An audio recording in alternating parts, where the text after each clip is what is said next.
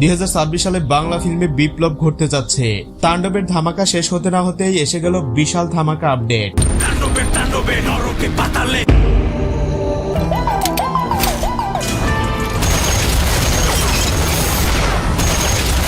Already তাণ্ডব যারা দেখেছে তারা পার্ট 2 এর জন্য অধীর আগ্রহ প্রকাশ করেছে। আর এর মধ্যেই প্রকাশ পেল ছবিটির সিকুয়েলের ফার্স্ট লুক পোস্টার, যেটা দেখার পর সকল সাকিব ভক্তরা টোটালি এক্সাইটেড। দুই পাশে দুই সুপারস্টার এবং মাঝখানে মেগাস্টার সাকিব খানকে টপ লিডার হিসেবে দেখা গেছে। তাণ্ডবের দ্বিতীয় পার্টে যে কি ধামাকা থাকবে এটা কেউ কল্পনাও করতে পারবে না। এক কথায় বলা যায় হলিউড স্টাইলে এগিয়ে যাচ্ছে বাংলা সিনেমা।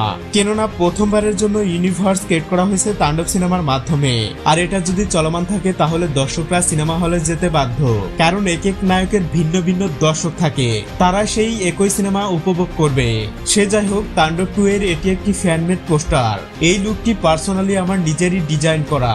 যদি কারো ভালো লেগে থাকে তাহলে জানাতে পারেন কমেন্ট বক্সে। পরবর্তীতে এর থেকেও বেটার কিছু করার ট্রাই করব।